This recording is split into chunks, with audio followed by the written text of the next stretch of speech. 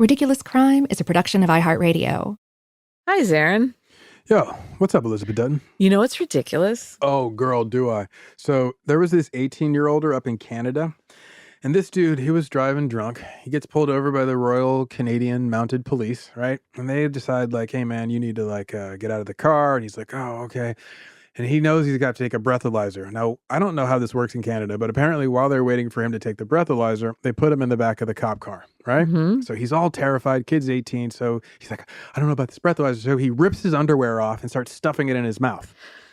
Right? Wait. Yeah, exactly. So without taking his pants off? Well, I don't know the order of events, but I'm assuming he just got a good grip on that elastic band and just went rip. I'm just guessing. He's 18. I don't know. Maybe he took his pants off. I'm betting he just ripped it anyway. Oh, God. He's sitting there in the back seat and the cops are watching him stuff his drawers in his mouth. And they're like, how drunk is this boy, right? Turns out the kid is like, you know what? I'm doing chemistry over here. He's convinced that if he can get enough underwear in his mouth, it'll, absorb the alcohol he's been drinking and it'll lower his blood alcohol content for the breathalyzer. The cops are too busy laughing at him, so they don't know what to do. They eventually, arrest the kid. They take him in. He eventually has to go to court because he does the breathalyzer. What did he blow on the breathalyzer? That's what I'm going to get to. Okay. So while he was in court, it just happened to be that there was a bunch of law students in court to watch, just to see what court is like. And this is the case they get. The whole class, the whole legal class, soon to be lawyers, starts laughing so hard they have to be removed from the courtroom. So just imagine everybody else who cannot be removed, to the bailiffs, they're all laughing too, right? Okay. So everybody's laughing at this poor kid. Turns out he did not blow enough alcohol, high enough content to be pulled over for drunk driving, and it seems like his underwear may have done the trick. Last laugh was on him. He got no charges. Judge released him because they said, yeah, this reading is far too low, so I don't know why you were hassling this boy. I thought for sure it would be super high, and it would be because he had high-octane booty juice. High-octane booty juice? Yeah.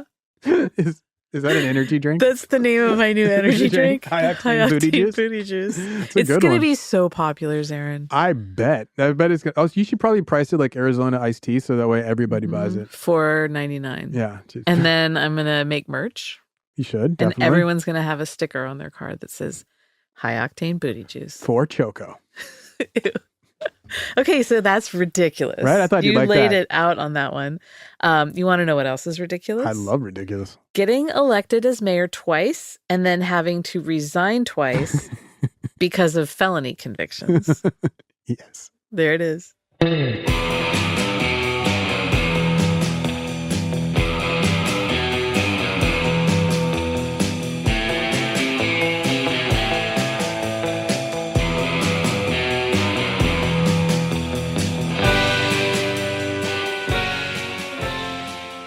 This is Ridiculous Crime, a podcast about absurd and outrageous capers, heists, and cons. It's always 99% murder-free and 100% ridiculous. You damn right. For someone born and raised in California, I have a lot of friends from Rhode Island. I've been meaning to talk to you about that. Yeah, it's weird. They're all musicians, artists, and creatives. Same. They're all hilarious. Same. And they're all what I would classify as good people. I wish the same.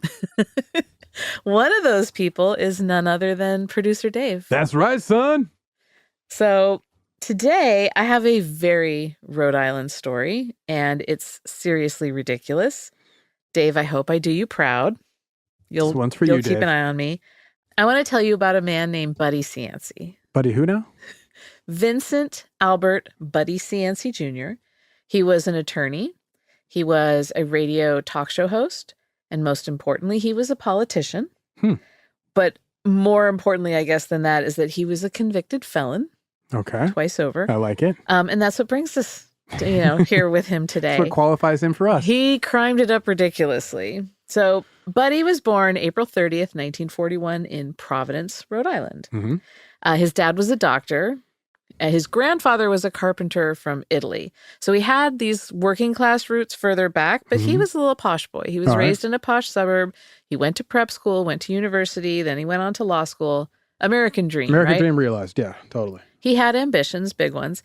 He wanted to go to Washington one day. He wanted to be a senator. Oddly enough, he wanted to be vice president, but he didn't seem to shoot the moon for You never hear He's like, that. When I was a little boy, I I want to be the always bridesmaid. Yeah. In 1969, he became the Special Assistant Attorney General there. Big gig. Okay. Part-time, but big. You said special, so I'm assuming it's not the full-time one. Special. Yeah, he got to wear a little tiara. In 1972, he was involved in the trial of mob boss Raymond Patriarca. Okay. And Patriarca was found not guilty, but people ate it up that an Italian-American was taking on the mob. Oh, so he was like the Rudy Giuliani before Rudy Giuliani. Yeah. I like this. And don't forget, there was a movie that came out in 1972, an absolute masterpiece. Close Encounters of the Third Kind. Yes. No, that did not come out that year. People loved The Godfather. Oh, hell yeah. Yeah. But it irritated a lot of Italian Americans because of the negative portrayal, the kind of stereotyping. Mm-hmm. Although the Italian Americans I know loved the movie. Well, yeah, but that But at the different time, generation, right. They were so tired of like the syndicates and all that old talk, and then the our thing and all the stuff that they had to deal with Rico in the 50s. And, well, and in business, you know, it doesn't play in your favor if people have these notions Everybody about thinks you. your family owns a cement company. Yeah, or you're in sanitation. In 1973, Buddy was put in charge of the Rhode Island Attorney General's anti-corruption strike force. Sassy. The strike force. It sounds very violent. They're punching and kicking their way. This later proves ironic. I'm betting yes. You know, what did the task force do? Well, it investigated Providence Mayor Joseph Dorley Jr. And struck him. They strike. Well, who ran against Dorley in 74 a year later? Walter Mondale. Buddy Cianci. Ah. Who won? Buddy Cianci. Yay. So he goes after this guy, then he turns around, beats him as mayor. Buddy Cianci was the first Republican mayor in 34 years in Providence. I didn't know Providence was so liberal like that. Yeah, very, very Democrat stronghold. He was the first Italian-American mayor of Providence. Okay. Hey, good job, Paisan. There you go. And he was only 33 years old. Hey, 33. So he admitted that the day he was inaugurated, he, quote, knew as much about being mayor as I did about brain surgery. And he is not a doctor. And he's not, remember, not a doctor. So he's mayor. He gets reelected. Okay. He even runs for governor. He's like, I don't know anything about that either. You know Let's what? keep this going. Tell me more about it. He loses. He said that he felt pressured to run by the Republican Party. And in the state, he was a winner, and they're like, "Let's keep this." Yeah, going. but they really they put the pressure on me, and so after he lost, he switched parties. That's how that works. You guys are losers. You guys like really gave me the tough I don't sell. like you. I didn't like losing that way, so I'm gonna go over here a winner. Yeah, so he acts like they're the problem. In 82, he gets reelected to his third term as mayor. Okay, and this time he's an independent candidate. Wow. Yeah, keep it moving. I like this. Someone that Buddy met through the Republican Party was a man named Raymond DeLeo. All right. Now, DeLeo was a contractor who lived in Bristol, Rhode Island, with his wife and kids. With Buddy Cianci's wife and kids? That makes no sense.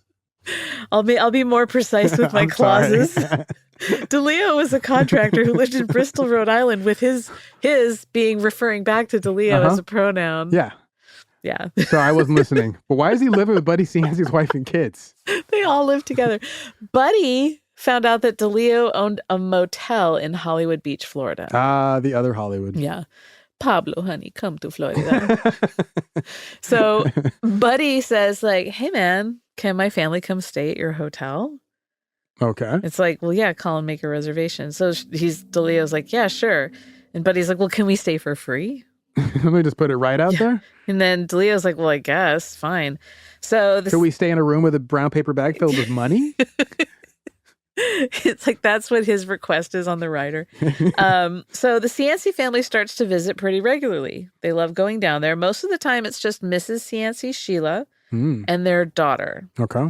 And there were times that Buddy would join them, but he'd stay on a friend's boat in Fort Lauderdale. Is he a fisherman? He likes the ocean? I don't know. He doing corruption out there? I think he was doing a little bit of the old criming. Is it just me, or is the yachts just equal corruption? Like I hear in like my book, three men yes. are on a yacht. I'm like, that's corruption. Yes. And also when people like talk about what they would do if they win the lottery, if they talk about buying a boat, I'm like, just go set the money on fire.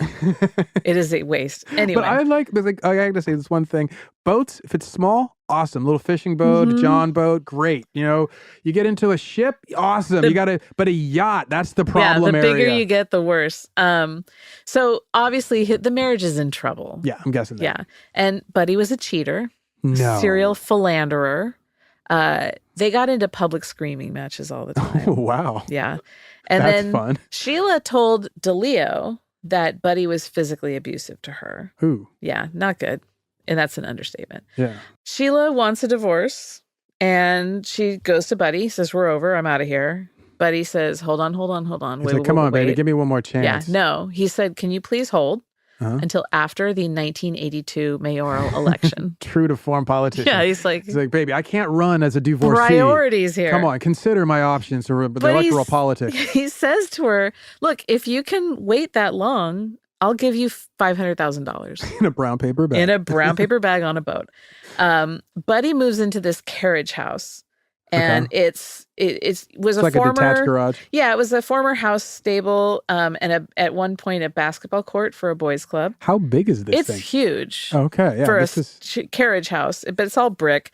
It was built in 1902 by Providence utility baron Marsden Perry. Ooh. Who was known as the man who owned Rhode Island. Yeah, so it's fancy. Early 83, after the election, they filed for divorce. Okay. Buddy then gets a call from DeLeo's niece. And she said that Sheila and her uncle had been having an affair for years. Wait, did not see that coming. Right? Why was she telling him this now? Well, I'm assuming she's lying? No, well, DeLeo and the niece were feuding over some property. Okay. So she wants to strike out at him. But whatever, Buddy and Sheila are divorced. Yeah, what does it matter? Buddy the 4 years part may matter. Well, Buddy had been cheating forever. Sure. I'm not suggesting that he has any grounds to stand on. Yeah, whatever. It's over. Move on. Worry about your own self, buddy. On Sunday, March 20th, 1983, Buddy called DeLeo and said, come on over. Come over to my house. Come over to the carriage house tonight. It'll be super fun. Are they tight like that? Well, they were friends. But I mean, after the divorce and yeah, I guess. They got everything, like he took his side? It's unclear. Okay, word. DeLeo agrees. Zaron, I want you to close your eyes. Okay. Are your eyes closed? Are you going to ask twice? I want you to picture this. All right, my eyes are closed. Picture it. It's March 20th, 1983. It's about 8:30 at night. It's dark out. You're sitting in your apartment at the corner of Power and Benefit Streets in Providence. From one window, you look out onto the grounds of the John Brown House Museum. Which John Brown, the good one or the bad one? The bad one. Ooh. Yeah. So you're just seeing this monument to slaving outside your window. On the really bad one. Other window, you can see over the lattice fence and through the shrubs and trees to the carriage house at 33 Power Street. I love a good lattice fence. Isn't that the great address, too? Where do you live? 33 Power Street. So you see... Sounds like a club that somebody would own who's like, I don't know, 50 Cent. So you see this Oldsmobile glides into the wide brick driveway. Clean-cut fella gets out. He walks to the door of the carriage house and knocks. A uniformed police officer answers the door. And then he frisks the guy and escorts him in. Did not expect Did not see that. But at this point, like, you're not going to be able to see what's going on because they've gone inside, but I don't want you to worry about that. Okay. I'm still outside? No, you're in your apartment across the street. I'm standing here waiting to be frisked. You're across the street in the comforts of your own apartment. Watching all this go down. But luckily, you were a guinea pig for the U.S. government's Project Stargate. Oh, I can remote view? You have the power of remote viewing. Yes. That's going to come in super handy right now. Oh, hell yeah. So the cop that you saw was Cianci's driver, James Hassett. And Hassett takes DeLeo, leads him over to a chair near the fireplace. Buddy's there waiting. So Joseph DeSanto, he's the director of public works and a friend of Buddy's. Sounds like a legitimate businessman. He's a friend of Buddy. And William McGarr, who's a former judge and Buddy's current divorce lawyer. Okay. Buddy cuts to the chase, accuses DeLeo of sleeping with his wife. In front of his friends. He's like, look. I brought the brain trust here to listen. I've got all my pals. DeLeo is like, no, it's not true. Say it ain't so. Buddy starts slapping DeLeo. Damn. Yeah, he jumps. He goes fast. Cuts to the chase. You're sleeping with my wife. No, I'm not. Slap, slap, slap. Tell me again. And DeLeo's sitting in the chair, so Buddy's like standing over him. Smack, smack, smack. She's my daughter. She's my sister. She's my daughter. So Buddy tells DeLeo, Hassett's right there. The cop in the uniform is right there with his hand on his holster. Mm-hmm. Buddy says, go ahead, strike me back. You strike me back, you're going to get a bullet in your head. Damn. Right? Straight up Providence all of a sudden. Buddy also told DeLeo that McGare, the lawyer, had some papers waiting for him to sign. The former judge. Go on. A confession of the affair and an agreement to pay Buddy $500,000. Oh. Interesting little figure there. Remember, if that's yeah. what he's. Uh-huh. So he's, basically sign your guilt. DeLeo repeats, wasn't me. Sings the whole Shaggy song. Wasn't me. Buddy keeps hitting him and threatening him. Smack, smack, smack. According to the Providence Journal, quote, the mayor's eyes were bloodshot. Mucus ran from his left nostril, but Buddy was oblivious. DeLeo would later tell the state police, I don't know whether he was just on some drug or something. Buddy is just this angry bull. How long did it last? How long was this slap match going on? Reasonable 20 minutes, unreasonable 4 hours. 2 hours. Damn, right in the middle of unreasonable. So DeLeo later said that he felt like he was a prisoner at the carriage house. Yeah. You were, son. Buddy was like tossing glasses of booze on him, spitting on him. Yeah. And he's just sitting there having to take it because he's got a uniformed police officer with his hand on his weapon. DeLeo keeps denying the affair. Sounds like Buddy likes World War II war movies. He's like, you know what? I've seen a lot of good scenes. I know what to do. Get me the car battery. Yeah, exactly. So let me take a little break. Okay. And then when we come back, I'm going to bring you right back into this horrifying scene. Thank you.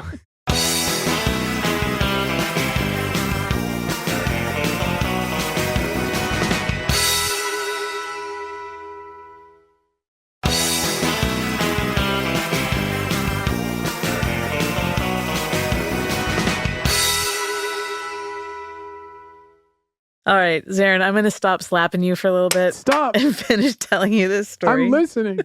So when we left off, Buddy Cianci, mayor of Providence, Rhode Island. He's got a cop and a judge. He's got a cop, a judge, and the director of public works at his house, along with his former friend that he's accusing of sleeping with his now ex-wife. And he's been warming up his hand on his face. Smacking him around. He's thrown booze on him, alcohol. He's spit on him.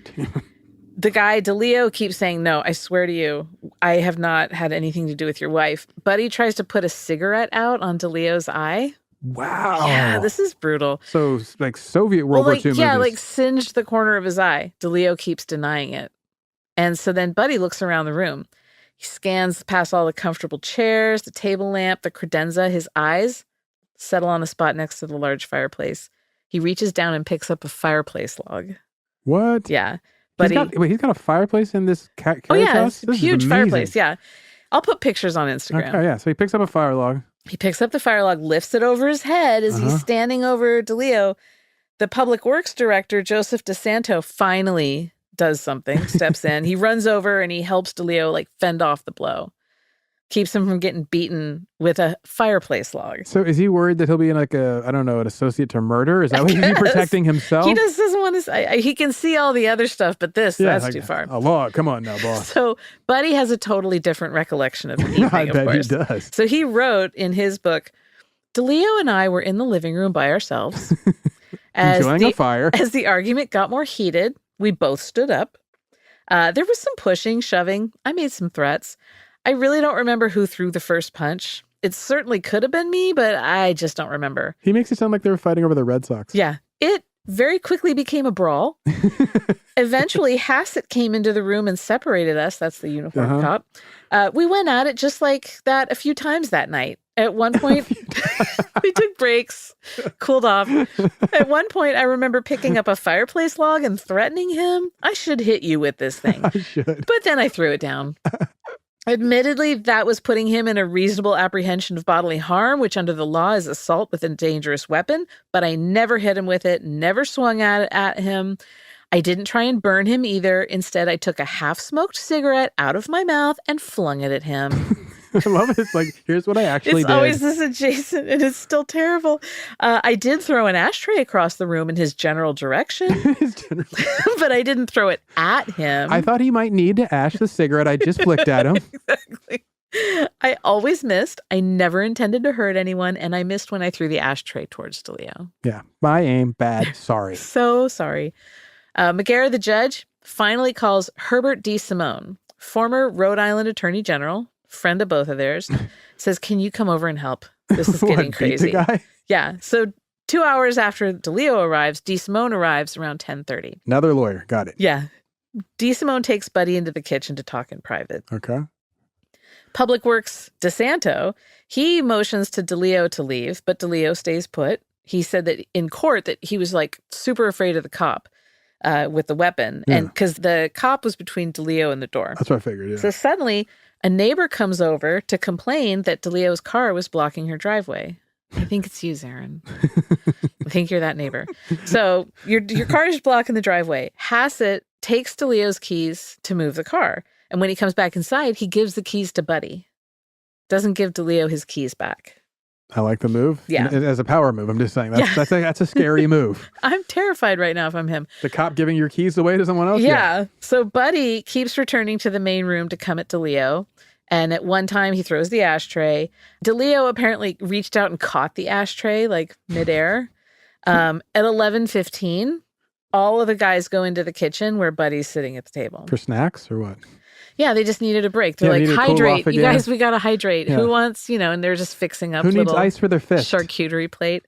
Buddy says to DeLeo, you have to give me a certified check for $500,000 by Friday, or, quote, he'd be dead. D-E-D, dead. Yeah. So DeLeo... Is that like more dead? Like you're really dead? It's like a truncated... It's like a... We took the A out of this? That's how dead you are. It's a pure reduction of dead. DeLeo finally leaves, or is allowed to leave, at around 11:30, right after that. So he drives to his office to collect his thoughts, clean himself up. Go home, watch Carson. 2 a.m., phone rings. Buddy.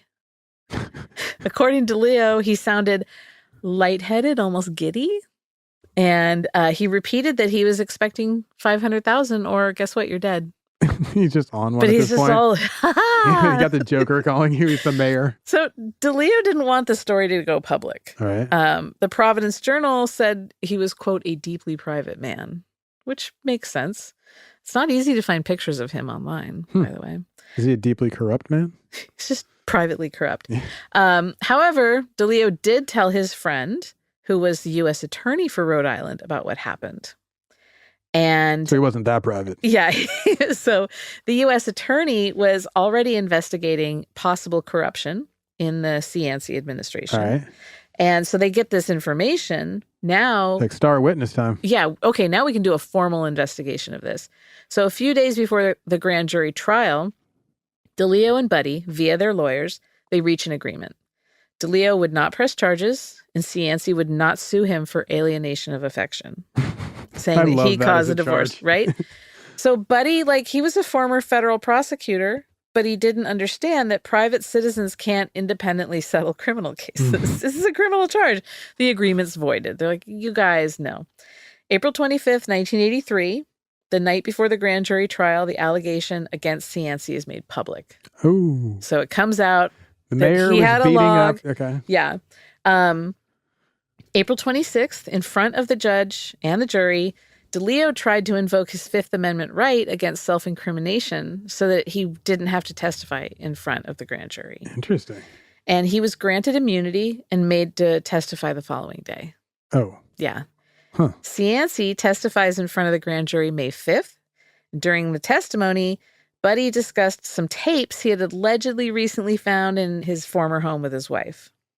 And in his memoir, he wrote that, quote, I found a cardboard box of audio tapes in a cabinet. On several of the tapes, Sheila was discussing our relationship and her affair with her psychic, and on one tape even mentioned my assassination. But one seemed to be an audio sex tape made by my wife and DeLeo. So she's just got a tape recorder going all the time. She just wants to catch all of her thoughts, in case she has a really good thought. People with the tape recorders. The tapes were... I'm working on a novel. So the tapes where she's speaking badly about her husband to her psychic were legit. She was. I just love that sentence. DeLeo, right? But DeLeo said that the audio tape of their encounter was not him. No. Yeah. Buddy hires a private eye. And the private eye sees as the wife puts on a wig, well, now ex-wife, puts on a wig, meets DeLeo at restaurants in Boston, other places. She went out to California with him. Oh, snap. Yeah, they stayed in Carmel. And he also, the private eye gets a voice specialist, and they confirm the identity of the voices on the audio tapes. So it was Sheila. legit. Yeah. Huh. DeLeo keeps denying it, right? He's a private man. And the police are kind of like, all right, buddy. But it really doesn't matter because Buddy had signed the separation papers a year before this whole thing goes down. And so, it doesn't matter. She can be with whoever she wants. Like legally, the motivation is minimized because he'd filed separation papers, or is it more so that like, come on, man, she's not your wife, and like, why would you? She's care not that your much? wife. He can't say that DeLeo caused alienation of affection because they'd already separated. Yeah, they'd already separated. Okay, so it's more like a chronology thing, right? May 24th, the grand jury indicted Buddy on 6 charges of kidnapping, assault with a dangerous weapon, and attempted extortion. He's facing 71 years in prison at this point. Weighs his options, plea deal. What's he have to work with? Well, the judge says, okay, if you plead guilty to the misdemeanor assault and the felony assault with a dangerous weapon, you won't get jail time. Wait, 71 years to no jail time if you just say you did it? Yeah. March 5th, I have the wrong lawyers. March 5th, 1984, he pleads guilty to the 2 charges of assault, and the other 4 non-assault charges against him and the ones against the cop, Hassett, dropped. Yeah. It's good to be the mayor. Or a cop. April 23rd, he was given a 5-year suspended sentence. Okay. 2 days later, April 25th, now a convicted felon, he resigns as mayor because he had recently signed a law that forced elected officials to resign if convicted of a felony. He doomed himself. Yes. And now he can't even vote for himself to get himself back in office. Yeah, but a week after that, he served as the Grand Marshal at the St. Joseph's Day Parade on Federal Hill. And what? People were... Just him? The Grand Marshal. He's like the... He's Buddy Cianci, local hero? Yeah, and they love him, and everyone's just excited that he's there. I got you. Buddy writes later in his book, as I walked down the street, people kept encouraging me, trying to give me a lift. A young man came up to me and embraced me, thanked me for everything I'd done for the city. As I passed the Fleet Center, which was then under construction, the workers on the top floor stood and cheered. So, he gets away with all this. It's like, the people love me. What can I say? Yeah. As he leaves office, 400 people gathered to see him off, and they were chanting, "You'll be back." Wow. Yeah. And you know what? They were right. Oh, yeah. Because June 27th, 1990, Buddy announces, I'm running again, running for mayor. At first, like 66% of the city said they'd never vote for him again. But he won by a margin of 317 votes. So he eked it out. That's tight in the city? Yeah. 94 comes around, easy re-election. Okay. So he's won everyone back. 96, Rhode Island Monthly listed him as the person that Rhode Island women most wanted to date. You're kidding me. Hubba. Wait. The Lego helmet hair guy. Yeah. Okay. 98, he runs for mayor unopposed. Okay. Yeah. People are like, forget it at this point. Yeah. Providence is booming. That's why. Okay. Fall of 98, construction begins on Providence Place, which was known as the largest carpeted mall in New England. A carpeted mall?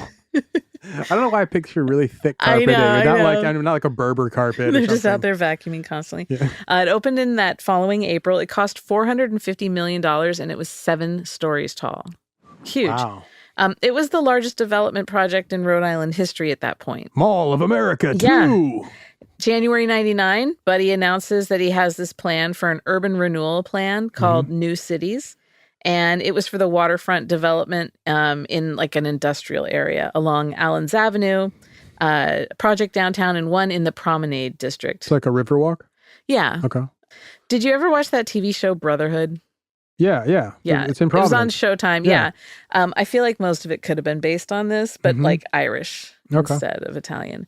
And more state level than city level. I got you. So there's just all this corruption.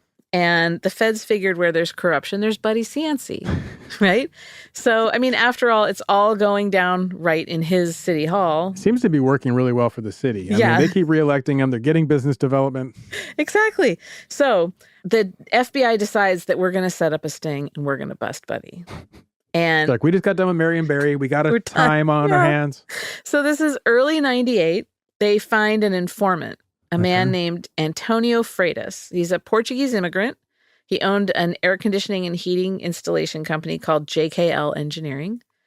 Like McConaughey's Just Keep Living. Yeah, that's exactly why you saw my eyes do that. I was like, was he a huge McConaughey? Yeah, he's all right. So yeah, Freitas, right? JKL Engineering. He owned some other property that he wanted to lease to the city. And he was frustrated that his underbid on a lease to the school department had been denied. Oh, like he intentionally underbid to make it like it's prohibitively. And they didn't bite. It was open because the previous lessor, Eddie Vicola, he had been recently indicted for insurance fraud. And during the investigation, it was revealed that to have gotten the bid that he got, Vicola paid regular bribes to a city hall official named Frank Corrente. Oh. So I hate to interrupt, I think it's pronounced Vicola. Sorry, go on. Vicola. He owned an auto body shop located down the street from JKL. I was hoping an auto body shop would enter this story. And there was suspicion that Freitas may have been doing a little bit of the bribings too. So an FBI agent named Dennis Aiken, he goes up to Freitas and is like, let me see how he'll react to an accusation of bribery. So Freitas denies paying the bribes, and then he also volunteered to wear wire in order to, quote, help clean up this city. Oh, look at you. FBI's like, all right, if you're willing, okay. We got the tape, step over here. So they decide to set up this sting, and they call it Operation Plunderdome. Where the hell did they come up with that? Freitas is nicknamed Mr. Freon. Are they big Mad Max fans? Oh, of course, Mr. Freon. Mr. Freon, he's an HVAC guy. Yeah, Operation Plunderdome. They don't need another hero. Oh, thank you. I needed one. There you go. It's right for you. So over the course of a couple years, wow, Dr. Freon, Doctor. Freitas. I just didn't want to it's Mr. Freon. I gave him a little bit of a degree that he didn't have. Freitas, he records all these conversations and interactions with corrupt city officials, namely Providence Board of Tax Assessment and Review Chairman Joseph Pannone, and his colleague, Vice Chairman David Eade, which in a bunch of books and articles rhymes with greed. Wow. Yeah. And Frank Corrente. My man. Frank Corrente was chief of administration for Buddy and was also his campaign treasurer. Oh, yeah. It's deep. He's dirty as mud. Freitas says, and he's like going to do all these like wires, quote, I made my accent very heavy and they thought I was stupid. So that worked in my advantage. Okay. He's like, okay. Pannone had been appointed to the tax board after he retired from the restaurant business in the 80s.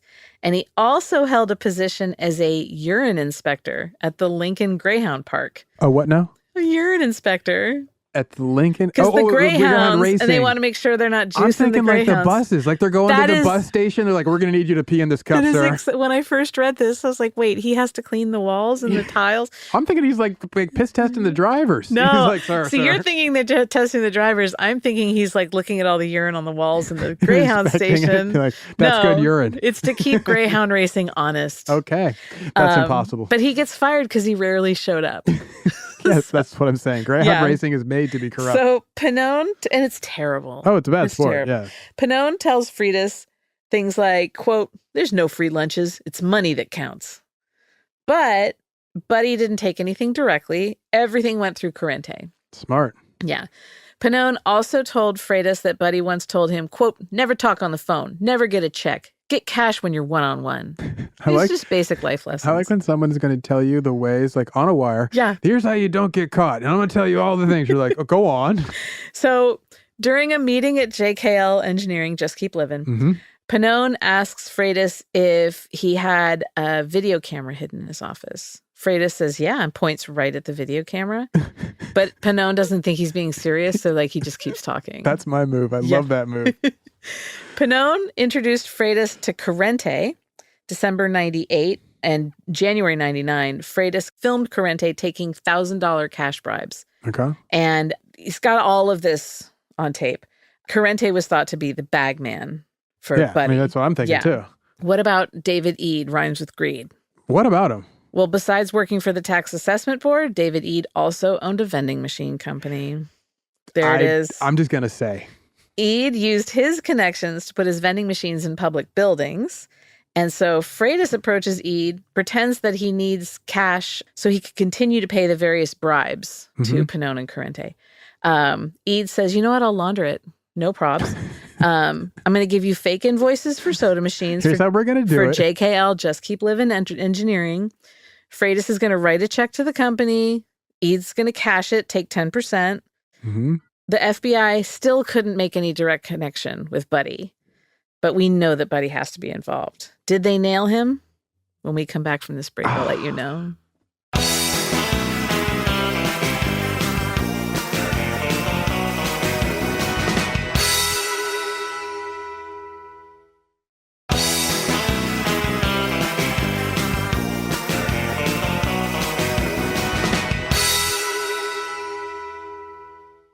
All right, Zaron. Yeah, what's up, Elizabeth? In the before times, the FBI was trying its best to bust Buddy. Yes. For bribery or corruption or whatever they could figure out he was up to. They called it Operation Plunderdome. An amazing name. So good. So they come up with a plan. Antonio Freitas, Portuguese immigrant informant, codename Mr. Freon. He mentions to the Providence Board of Tax Assessment Review Vice Chairman David Eade, yes. AKA Sounds Like Greed, that he wants to purchase 2 adjacent lots as part of a city project to, quote, combat urban blight. Always a problem. He's always doing it for the greater good. Eade offers to talk to the mayor and suggests that Freitas buy the lots for $1,000 each with a $10,000 bribe. Okay. Yeah. All right. So the handoff is set to happen in the mayor's office, and the FBI gets a warrant to bug the mayor's office. Yes. Set this all up. So an FBI agent and Freitas, they go to City Hall dressed up as JKL engineering workers, which they're HVAC guys, but I'm imagining if you're Just Keep Living McConaughey style, you're in like cutoffs, no shirt. One guy's pantsless, has a bongo drum. The like cutoff jean shorts. Yeah, the other guy's have their shirtless. name their name patch on it, yeah, like exactly, you would have on the a fringe. Yeah, exactly. So they say that they're there to repair the ventilation system. Custodian gives them the keys, like knock yourselves out.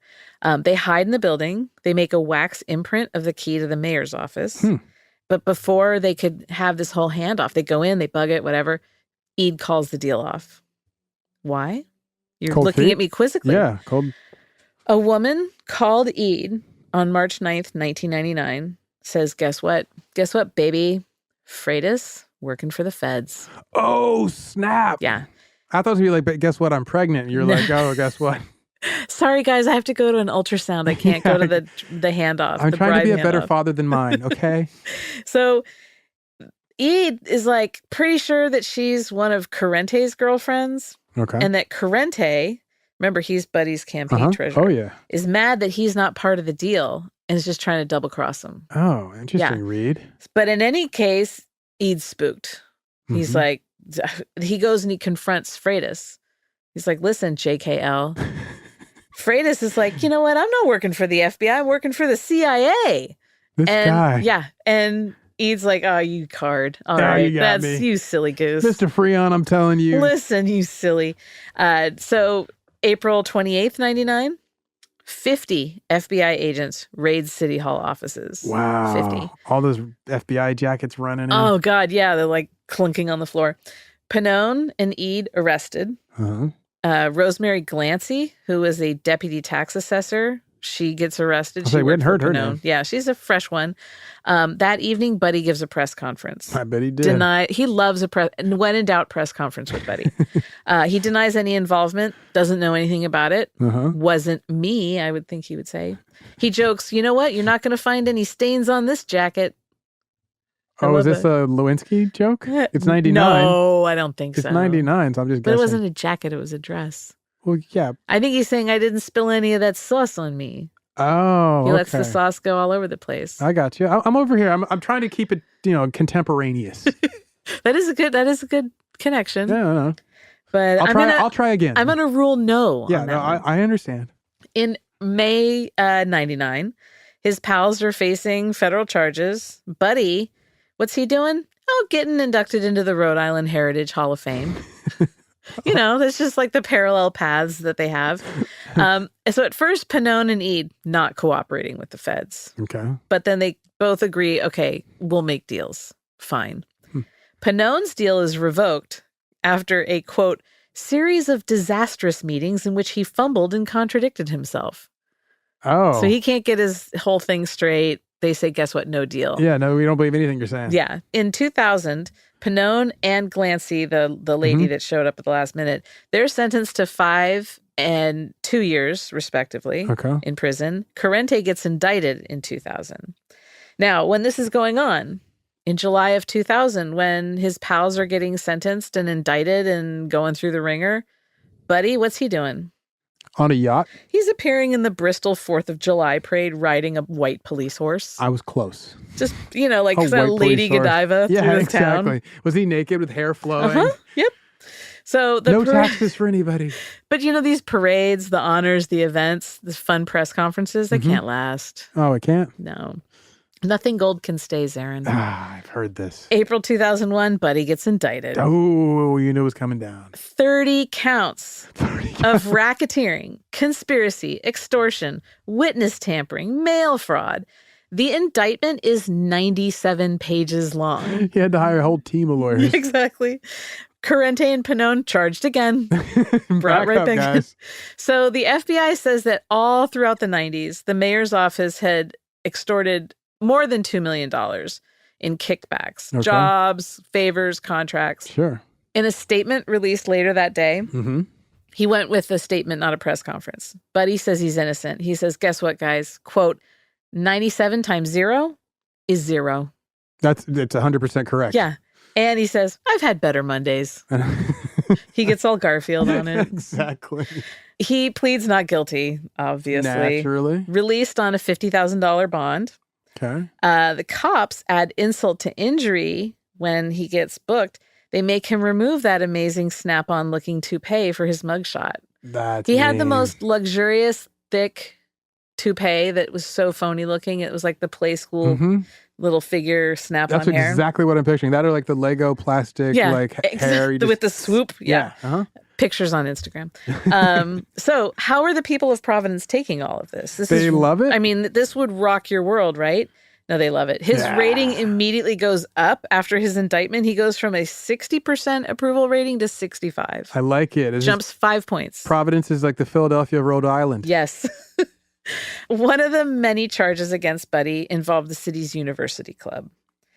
He was denied entrance to the club. He wanted to join. Okay. And they didn't let him in for political reasons. It was back during his first reign as he was mayor, a Republican? I guess. Summer of 98, the club is in this huge renovation, $1 million, and they need permits. And the prosecutor said that when he heard this, Buddy called the building inspector and 2 members of the building board and told him, reject the permits. Regardless, don't give him a variance. No. Buddy says, no, I was just calling the building inspector. I just wanted to ask about the variance. And they said it had been turned down because it wouldn't meet the fire code. He's always got his adjacent. He admitted that he knew it would slow down the club's renovations and that he did nothing to help. And so some of the high-ranking club members, they go to Buddy in his office, please.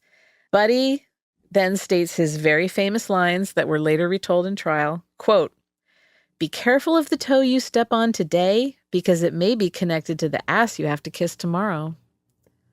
The toe is? The toe. But the toe is connected to the ass? Yeah, not directly. But okay, but I'm saying you could have worked that one out, Buddy. You could step on Buddy's toes. Guess what? You're going to have to be kissing his rump later. I would flip it. I would make it like you step on this toe. It could be the toe that would be kicking your ass. You would ruin the moment for Buddy so much. You'd be like, wait, hold on. The toe, you have a toe coming out of your butt? But Buddy, I can't even picture this. I'm trying to keep up. I'm over here drawing diagrams. I don't even know what you're trying to say. Who got a toe butt, Buddy? He's like, my butt toe, don't step on it. Don't kick me. Yeah, it just got all complicated. Yeah, I'm like, you got a vestigial tail and you're trying to give it funny words. You're taking all the steam out of his powerful statements. He's trying to make all these I don't know, Sylvester Stallone style hey. So the members, they offered him a lifetime honorary membership after that. Probably for that statement alone. They thought it was a cool line. Yeah, they're like, damn. One of them went, "Oh, meow," and then they say, "All right." So he has rights. Buddy didn't use the membership. He said he didn't want it, but he won. Yeah. 6 days later, city drops the fight against the club. Club opens up. So anyway, his trial starts in late April 2002, lasts 7 weeks, 61 witnesses, 721 exhibits. Jury deliberated for 10 days. Oh, wow. Yeah, it was a slog. While they're deliberating. That's usually a good sign for the defendant, right? What would Buddy do? Well, I mean, they'd be so anxious during deliberations, right? Mm-hmm.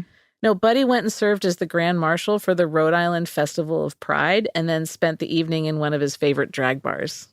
Nice. Probably also catched maybe a couple of bags of cash. Yeah, ready to party. June 24th, jury comes back with a verdict. Buddy is convicted of a single count of federal racketeering conspiracy. Got the old RICO charge. Usually that's given to crime bosses who orchestrate, right? And keep their hands clean. Uh-huh. He later said, quote, "I was found guilty of committing a crime that I was found not guilty of."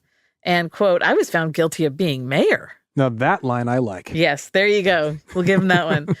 2 days later, June 26th, that's the deadline for Buddy to run for mayor again. Okay. And Buddy decides, I can't do it. It's not worth it. Like, this is costing me too much? Well, he doesn't want to sway the judge's opinion before sentencing. Like, oh, big shot, you think you're going to go and run again. So September 6th, Buddy gets sentenced to 5 years and 4 months in prison. Federal prison on one charge. As well as a $107,000 fine and 150 hours of community service. So the judge took what the jury basically handed him and said, you know what, I'm going to run with this and I'm going to basically hit you with this as much as I can and go with the highest charge. And here's what the judge said. He compares them to Dr. Jekyll and Mr. Hyde. He says, quote, "There appear to be two very different Buddy Ciancis. The first is a skilled and charismatic political figure, probably one of the most talented politicians Rhode Island has ever seen, while the other, quote, presided over an administration that is rife with corruption at all levels." Aren't those the same thing? I'm not new in politics, but... Buddy steps down as mayor that afternoon. Yeah. He gets released from prison. He went to Fort Dix in New Jersey, May 2007. And he went on to become a political commentator on the radio. Okay. Ran for mayor in 2014. Lost that time, he got back to it. Yeah. And that same year, he was diagnosed with colon cancer. And that's what ultimately took his life in 2016 when he was 74 years old. R.I.P. to a real one. There you go. So, Zaron, what is your ridiculous takeaway here? Never get involved in Rhode Island politics. Yeah, I think that's a good one. I mean, that is the most dense thing I've ever heard of. I mean, they are on it. Like, I've thought that, it's a small state. You're going to have a lot of concentrated power, but it's not at all what I thought. I completely pictured this story going a very different direction. It's very concentrated and complex. Yeah, convoluted. It's like the worst things you see at county politics and state politics, but then spread across a bunch of different cultural interactions that just really kind of muddy the waters as to what's the angle this person has? I don't know how I'd read a room there. Exactly. Well, you wouldn't because you keep stepping on all their lines. They're doing their cool guys, and you're like, well, actually, I'm like, west of the Mississippi. That sounds like wah wah. I think since you asked my ridiculous takeaway, fair enough. Tough but fair, Dutton. I think it's a perfect example of a ridiculous crime. How so? Because it's ridiculous to have to resign from a position of mayor at a large American city twice, and both times because of a felony conviction. That's ridiculous. Yes. I also think that there's the ridiculous of the public not having a problem with the corruption as long as they get what they need. So things are booming and, they're like, well, it's just the cost of doing business. They're all going to, pat each other's pockets. There was so much development and growth in Providence when Buddy was mayor that people were happy with it. Would all that growth and development have happened under another mayor? Who's to say?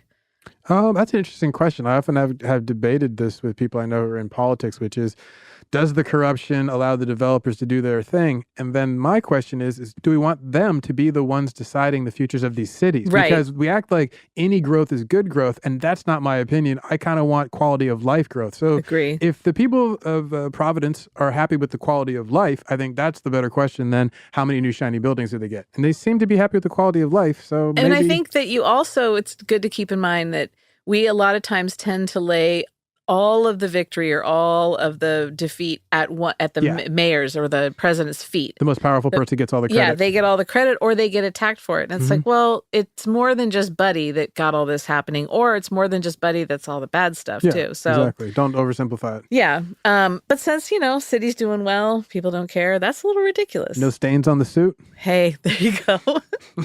I still don't get that. I'm sorry. I'm dumb. I do not get it. He gets the food. He doesn't spill any on him, but he's still eating it. Is this an East Coast thing? There's no evidence. They're just all messy There's eaters? no evidence of the bowl of spaghetti. Is this their version of I was caught red-handed, but my hands aren't red? I do not get it. I'm from Georgia. I'm sorry. You know what I think it is, Zaron? I think it's a callback to John Gotti, the Teflon Don. Oh, now that makes more sense. There you go. Thank you. I got a local to explain it to me. That's what we needed. Dave, I hope I did this well. It was a lot, and I got confused sometimes, but I think you did the Prince of Providence right. Thank you. Yeah, I enjoyed it. Thank you. Well, that's all I have for today. You can find us online at Ridiculous Crime on both Twitter and Instagram. If you have a tip about a ridiculous crime that you'd like to hear about, email us, ridiculouscrime@gmail.com. Goodbye.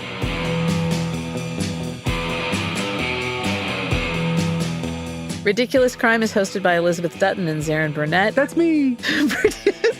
Every time it gets me. Produced and edited by Perpetual Mayor of Providence of the Mind, Dave Kustin. Research is by Marissa Just Keep Living Brown. The theme song is by vending machine mechanic Thomas Lee and urine inspector Travis Dutton.